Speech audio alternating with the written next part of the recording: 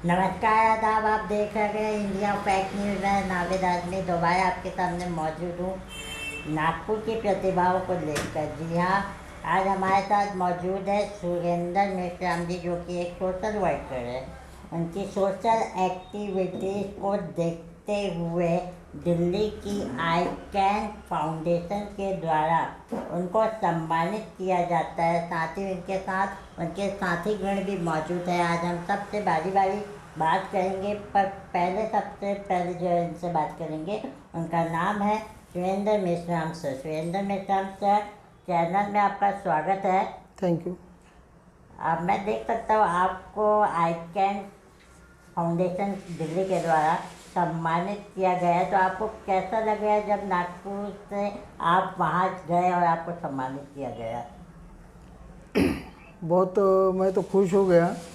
और एक्चुअली बात कैसी है, मेरे ख्याल से भलाई करना कर्तव्य ही नहीं है, सुख एहसास भी है, क्योंकि यह हमारे सुख और स्वास्थ्य में वृद्धि करता है। तो मेरी उम्र के 20-22 साल से बहुत एक्टिव था सोशल काम करने के लिए। कोई ज़रूरतमंद, कोई गरीब रहा, कोई रास्ते पे कुछ उसको अड़चने आ रही, तो उसके लिए मैं पट से पहले देख लेता सिचुएशन और दौड़ जाता हूँ। आप जैसे कि अभी आई कैन फाउंडेशन के द्वारा आपको सम्मानित किए, तो आपने ऐसा क्या सोशल वर्क किया जिसको देखकर फाउंडेशन ने आपको दिल्ली बुलाकर सम्मानित किया? सर जी, ऐसे तो बहुत सारे पॉइंट है, लेकिन जो मेन पॉइंट है उसे भी बोलना चाहूँगा। स्लम इलाका था, वहाँ 200-300 घर थे। तो एक घर के अंदर दरवाज़ा बंद था, वो घर के अंदर से आग लग गई थी। तो अचानक मेरी ख्याल गई कि यहाँ से धुआं और थोड़ा आग के गोले निकल रहे थे छोटे छोटे। मेरे दिमाग में आया कि अगर इसको नहीं बुझाऊँ तो ये 200-300 घर को हानि पहुँच सकती है, बहुत बड़ा नुकसान हो जाता। उस टाइम मैंने वो जो दरवाज़ा बनता उस दरवाजे को तोड़ डाला लात मार के, और वहाँ जब घुसा तो पूरा पानी पहले आंख पे डाल दिया। उसके बाद में जब अंदर गया तो वही पानी रखा था, वो पानी से वो आग को बुझा दिया, नहीं तो बहुत बड़ा हादसा हो जाता और हानि वो टल गई, मेरी इससे टल गई थी। और दूसरी बात कि इतवारी स्टेशन से वो ऑटो से एक लेडी उतर गई, तो पैदल आ रही थी। उसके बाद रेलवे स्टेशन का जहाँ वो देवी बैठती है वहाँ पर दो लड़के खड़े थे कि क्या हो गया। एक के हाथ में कुछ वस्त्र था, चाकू था, और एक खाली हाथ था। उस टाइम हमारे मामा जी राष्ट्रपाल गजबी है, हम दोनों उधर से उधर जा रहे थे चाय पीने के लिए। तो हमने देख लिया, हमने ठान लिए कि अभी क्या किया जाए। तो हम उनको समझाने के बाद जैसा हमको वार करने लग गया, वैसे ही उसका हाथ चाकू का पकड़ के चाकू छीन डाले और वो भाग गए। फिर वो महिला को हमने पुलिस स्टेशन ले गए। उस टाइम पीआई मेहता साहब थे। तीसरी बात कि अभी जो अकोला से एक लड़की एमपीएससी के एग्ज़ाम देने आई थी, नागपुर स्टेशन में उतरी। उसने ऑटो वाले से बात किया, 400 रुपये बोले, कम से कम 3 किलोमीटर है वो, 400 रुपये दिया। वो लड़की को वहाँ पहुँचाने का तो अलग सेंटर में पहुँचा दिया, सोमलवार हाई स्कूल में, रामदासपेट। उस टाइम मेरा बच्चा ट्यूशन क्लास करता था, उसका क्लास चालू ही था। तो उसको सिर्फ आधा 40 मिनट बाकी था एग्ज़ाम देने के लिए। उसी वक्त मैंने उसको, बेटा बोला तू घबरा मत, तेरी एग्ज़ाम हो जाएगी, तू चल मेरे साथ। उसको गाड़ी से लेके दिघोरी ले गया, इतना टाइमिंग कवर किया, जाके सेंटर पे उसको एग्ज़ाम देने के लिए नहीं बोल देवा। मैं फिर जाके उनसे आर्गुमेंट किया कि सर ऐसी ऐसी बात हो गई है, इसलिए इसको एग्ज़ाम देने दीजिए आप। तो उन्होंने मेरी बात को भी मान्य किया और वो बच्ची को एग्ज़ाम देने लगाया। और जाते जाते बच्ची ने बोला कि अंकल आप जाओ मत, एग्ज़ाम होने तक रुको, क्योंकि वो बाहर की थी, एक किसान की लड़की थी, गरीब लड़की थी, इंजीनियर थी वो। तो उसके बाद उसने एग्ज़ाम देने के बाद मैं उसको रेलवे स्टेशन पहुंचाया, पहले स्कूल आया, बच्चे को लिया, फिर बाद में रेलवे स्टेशन पहुंचाया, उसको जो कुछ मदद लगी मदद भी किया। उसके बाद 2 महीने के बाद वो लड़की उस एग्ज़ाम में सक्सेस हो गई। अभी वो अकोला के एमएससीबी में इंजीनियर है। अभी उसकी शादी हुई, 2 महीना हो गए हैं।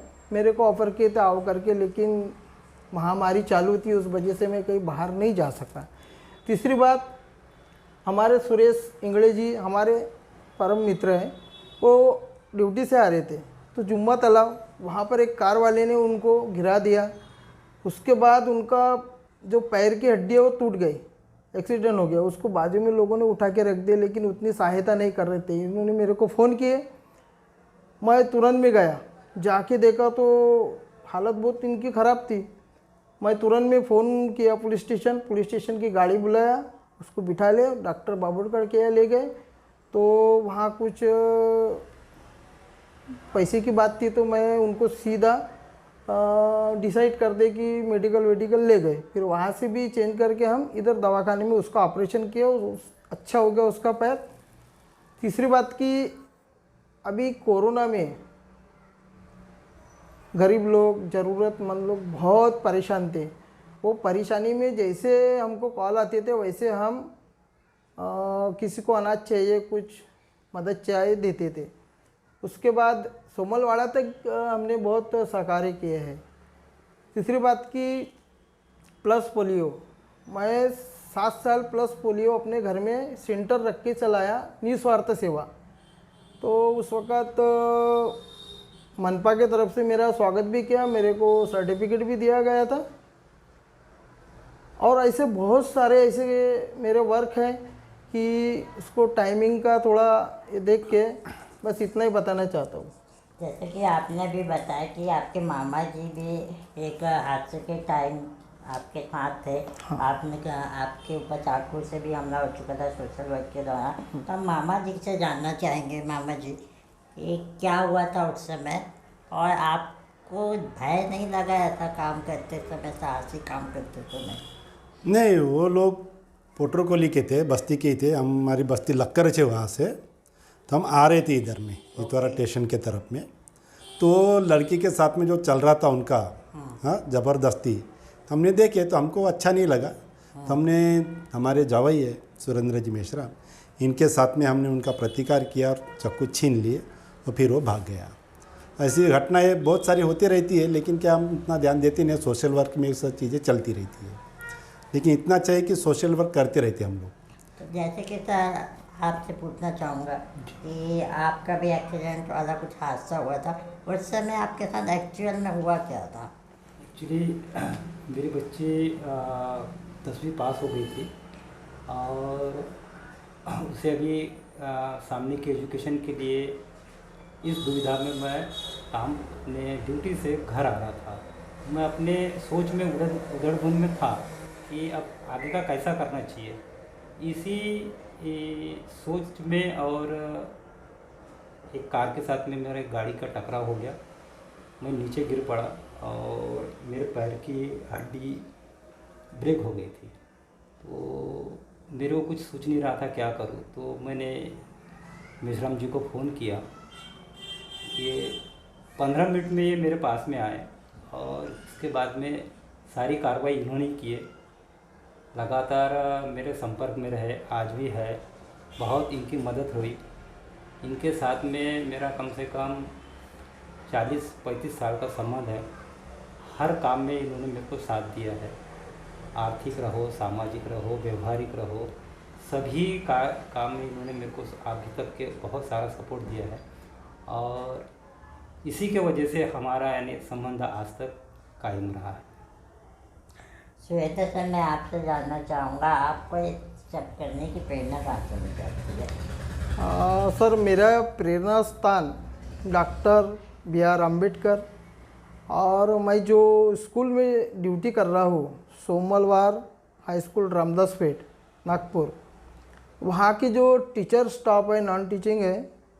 वो टीचर स्टाफ से जो मैं संस्कार मेरे को प्राप्त हुआ है, तो मेरी एक्टिविटी ज़्यादा बढ़ने लग गई थी पिया। तो ये प्रेरणा मेरे को मेरे टीचर वगैरह हैं मेरे को यानी प्रोत्साहित करते थे, अच्छा काम कर रहा, अच्छा काम कर रहा।